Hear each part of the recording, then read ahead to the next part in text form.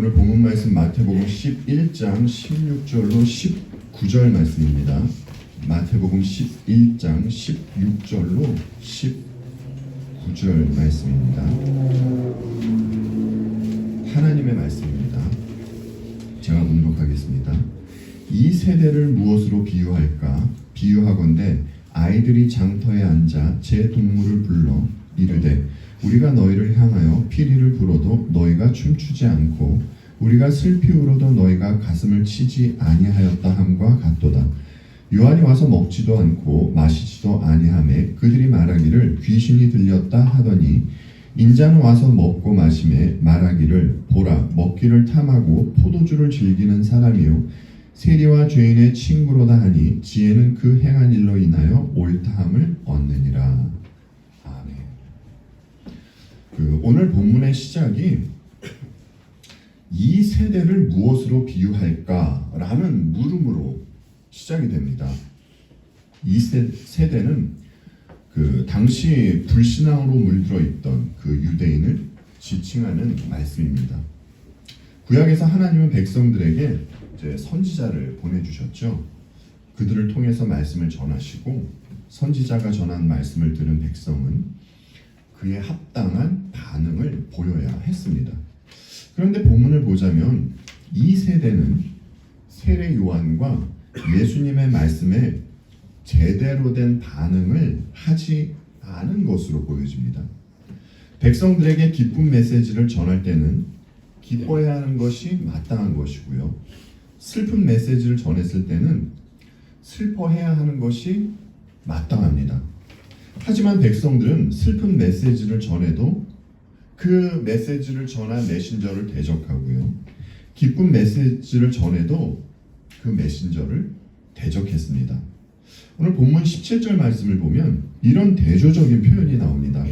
피리를 분다는 것과 슬피 운다는 표현이 나옵니다. 예수님 당시에 피리를 분다는 것은 결혼식의 기쁨과 즐거움을 표현하는 것입니다.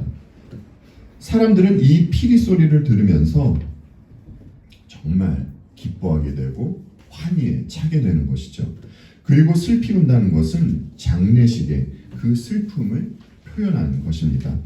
이와 같이 요한과 예수님께서 두 분이 보인 행위는 기쁨과 슬픔을 상징적으로 보여주신 사역이다라는 것입니다. 그런데 두 분이 보여주신 사역이 당시 유대인들과 특별히 이제 그 종교 지도자들에게는요 탐탁치 않게 그렇게 보였던 것입니다.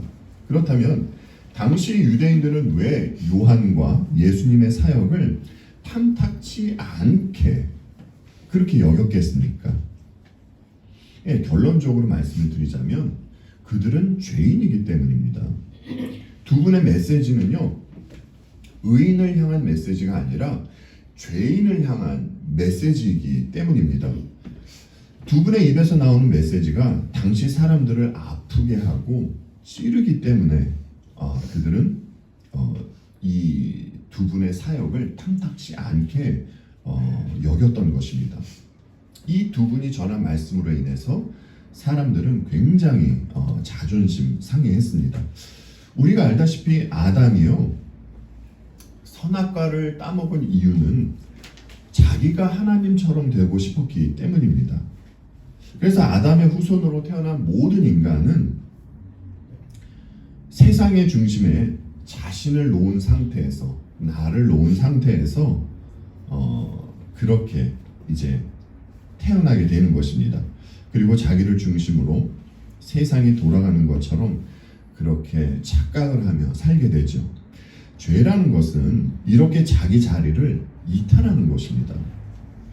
피조물이 창조주 하나님 자리에 앉아서 하나님 행사하며 살아가는 것, 이것이 죄인 것이죠. 그러니까 피조물인 인간이 하나님 없이 하는 모든 것이 죄가 되는 것입니다. 이렇게 가짜 하나님 행세를 하며 살아가는 인간에게 더군다나 율법을 지키면서 남들보다 더 높은 위치에 있던 종교 지도자는요 세례 요한과 예수께서 전한 그 회개하라는 말씀에 반응할 수가 없는 것입니다. 어째서입니까? 회개한다는 것은 자신의 죄를 인정하는 것이기 때문이죠. 자기가 열심히 하는 종교 행위가 부정되는 것이기 때문에 그들은 회개하지 않았던 것입니다.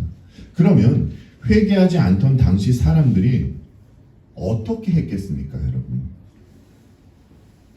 그 자신들에게 회개하라는 그 말씀을 듣고 회개하지 않던 그 당시 사람들이 어떻게 했겠습니까? 오늘 본문에서 힌트에서 말씀을 해주시죠. 자신들에게 회개하라고 했던 메시지의 출처, 그 메신저를 왜곡시킵니다. 세례 요한에게는 귀신 들렸다고 하고요. 예수님께는 먹기를 탐하는 죄인이라고 합니다. 그렇다면 이렇게 귀신 들린 사람, 먹기를 탐하는 죄인의 말에 귀 기울일 필요가 있을까요?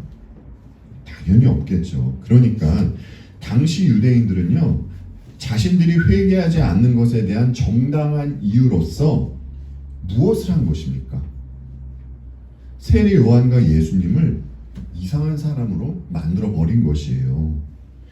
이것이 간교하고 사악한 사탄의 전략입니다. 그런데 사탄은요, 이 전략을 아주 오래 전부터 써왔습니다. 여러분, 사탄이 아담과 하와를 유혹했잖아요. 이때 하나님을 어떤 하나님으로 말했죠? 그들에게 창세기 3장 5절 말씀입니다. 하나님은 너희가 그 나무 열매를 먹으면 너희의 눈이 밝아지고 하나님처럼 되어서 선과 악을 알게 된다는 것을 아시고 그렇게 말씀하신 것이다 라고 이렇게 사탄이 이야기를 했습니다. 사탄은 아담과 하와가 그들이 잘 될까봐 좋은 것을 주지 않는 하나님으로 왜곡시켜서 이야기한 것입니다. 반면에 자기는 그 어떠한 자로 지금 소개하고 있는 것입니까? 자기는 아담과 하와를 위하는 존재처럼 그렇게 포장을 하죠. 이렇듯 사탄은 과거부터 인류에게 하나님을 왜곡했습니다. 사람으로 하여금 하나님을 왜곡하도록 했어요. 그 중에서 하나님이 가장 크게 왜곡된 것이 하나님은 인간의 행복을 빼앗아가는 분이다 라고 이렇게 왜곡을 한 것입니다. 인간이 하나님과 함께하면 행복할 수 없을 것처럼 그렇게 왜곡을 한 것이죠. 여러분들께 누누이 말씀드렸듯이 사람들은 행복을 추구해요. 누구나 그렇습니다. 자신의 행복을 위해서 그래서 건강도 관리하는 것이고 또 열심히 일해서 돈도 벌어놓는 것입니다. 사람이 행복을 추구하는 것은 이제 예나 지금이나 마찬가지예요. 사도행전을 보면 그 사도 바울이 에피쿠로스들과 논쟁하는 장면이 있는데 바로 이 에피쿠로스들이 인간의 행복을 추구하던 이들입니다. 다른 말로 하면 이들은 쾌락주의를 따르던 이들이에요. 그런데 이 부분에 있어서 이제 저희들이 오해하지 말아야 할 것은 여러분은 쾌락하면은 어떤 생각이 드세요? 육체적인 게 생각이 나잖아요. 그런데 이들이 말하는 쾌락은 육체적인 것보다는요, 마음이 평안하고 정신이 맑은 이런 기쁨에 관한 것을 탐구하던 이들이었어요. 이들은 하나님 없이 이 행복을 누리고자 했던 것입니다. 그리고 여러분께서 이제 전도서를 보셔서 아시겠지만 솔로몬은 막강한 재력을 가지고 있던 왕입니다. 그래서 솔로몬은 자기가 하고 싶은 일은 할 수 있던 사람이었어요. 그래서 그는 여러 가지 일들을 해봅니다. 그 중에 하나가 쾌락을 쫓는 일이었죠. 그는 육체적인 쾌락을 위해서도 일해봤고 또 정신적인 쾌락을 위해서도 여러 가지 일들을 해봤습니다. 그런데 이제 다행히 솔로몬은 쾌락을 쫓는 일이 헛되다는 것을 알고 이제 나중에 하나님을 경외하라고 말하죠. 이렇게 이 땅을 살아가는 모든 사람들은 그것이 정신적인 것이 되었건 육체적인 것이 되었건 행복이라는 이름을 앞세워 쾌락을 쫓아가며 살아갑니다. 자신이 하나님처럼 되어서 말이죠. 이것이 사탄의 권세 아래에 있는 세상의 특징이에요.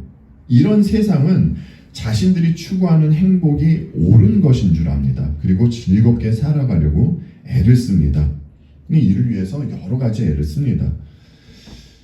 행복은 좋은 것이에요, 여러분. 그렇죠? 그러나 하나님 없이 행복하려다 보니까 인간이 어느 자리까지 가게 되는 것입니까?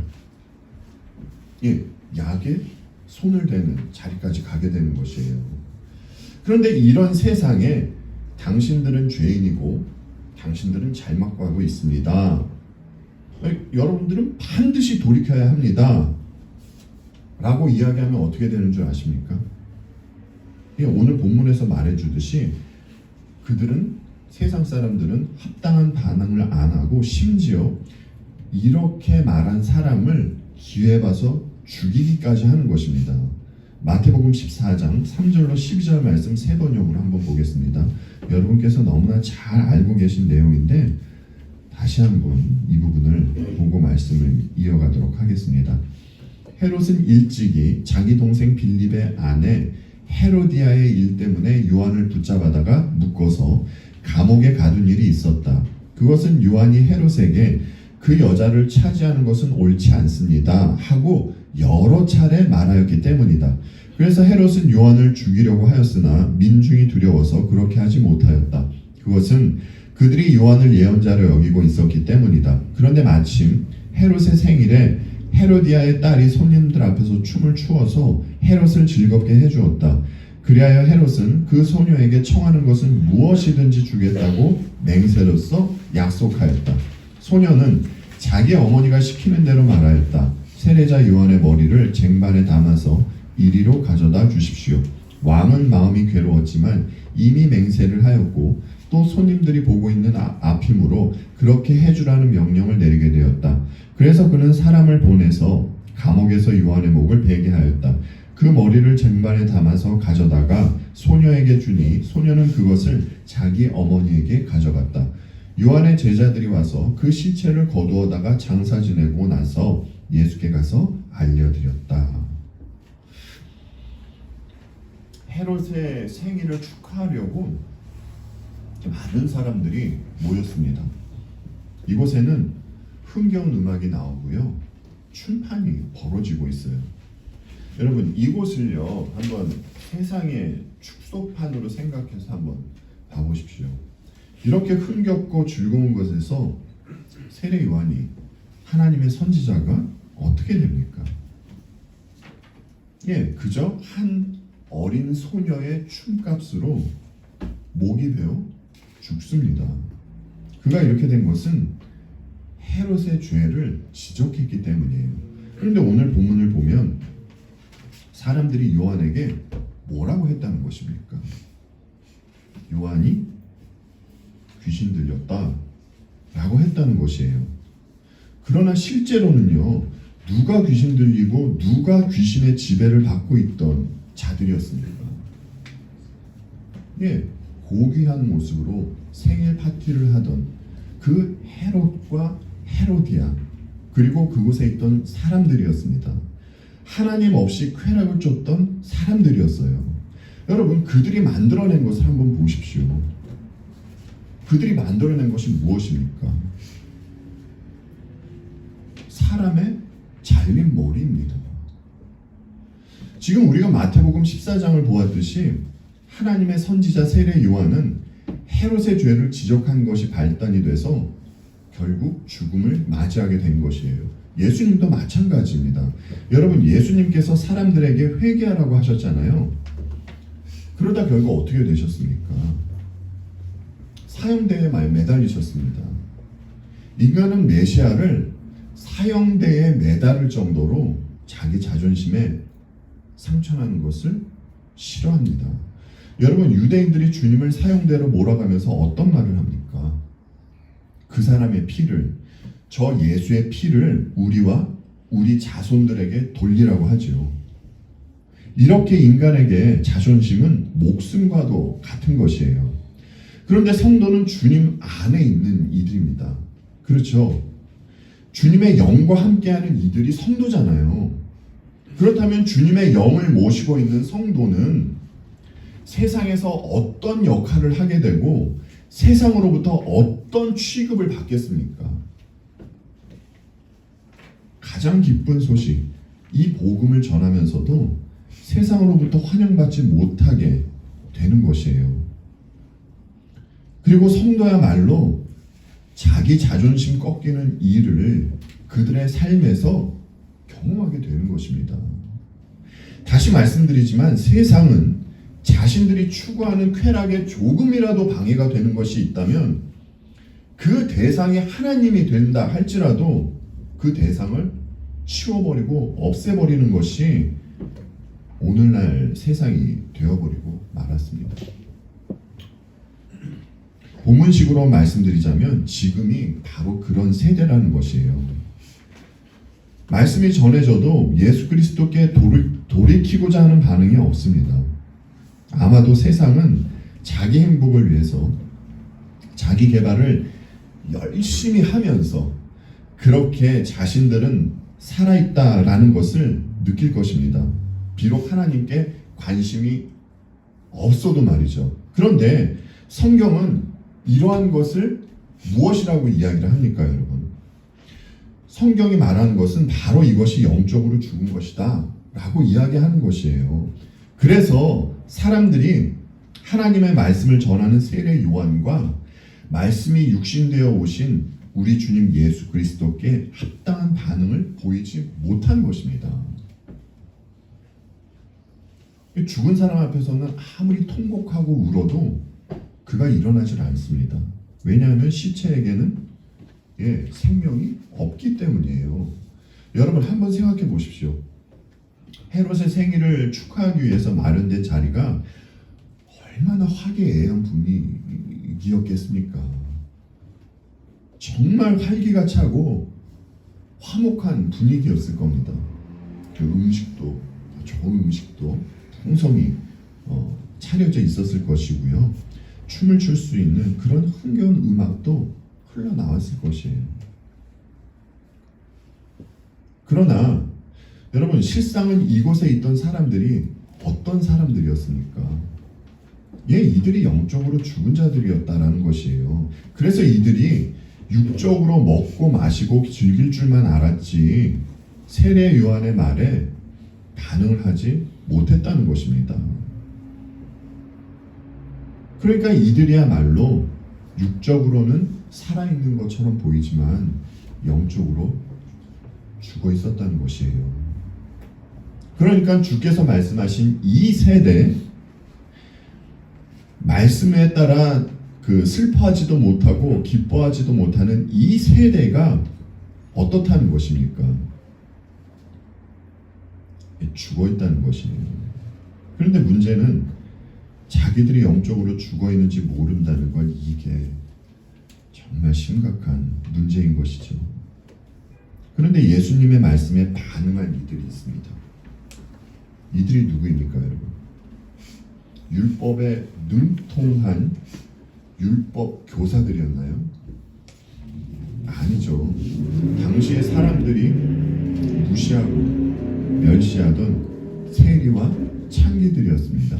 다른 말로 하면 자기들이 죄인이라는 것을 알았던 이들이 예수님의 말씀에 그렇게 합당한 반응을 보였던 사람들이었습니다.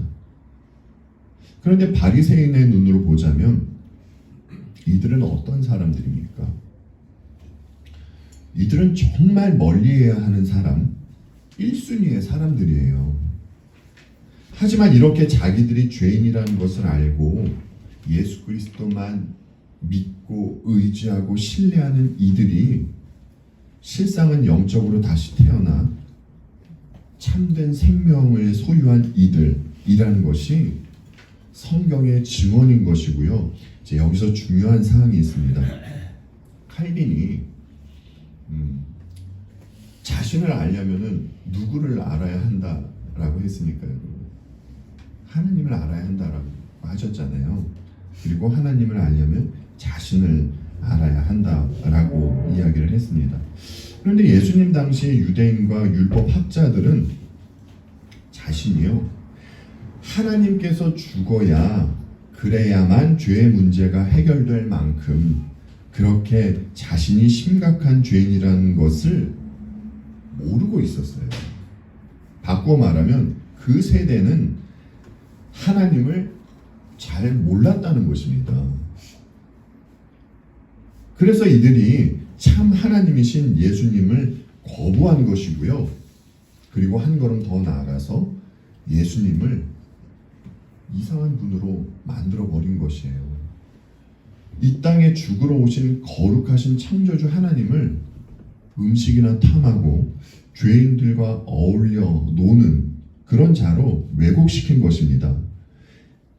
여러분, 이 일은요, 재림의 날까지 계속될 것입니다. 여러분, 지금도 한번 보세요. 사람들이 하나님을 얼마나 왜곡합니까? 성부 하나님을 그 공포의 대상, 무서운 신으로만 묘사해서 전하기도 하고요. 성자 하나님을 하나님으로 대하지 않고 인간으로만 취급해서 전하기도 합니다. 그리고 성령 하나님은 여러분께서 아시다시피 그저 에너지 정도로만 생각을 하고 그렇게 성령에 대해서 이야기를 하는 세대가 지금 바로 이 세대입니다. 이렇게 하나님을 왜곡하는 세상이 되었습니다. 그리고 하나님을 마치 인간의 행복을 위해서 존재하는 신 정도로만 그렇게 격화시켜 놓았죠. 자신들이 하나님께 순종하려는 것이 아니라 자신들의 뜻을 이루어주는 그런 하나님으로 만들어 놓았다는 것입니다. 그런데 문제는요, 여러분, 이런 일이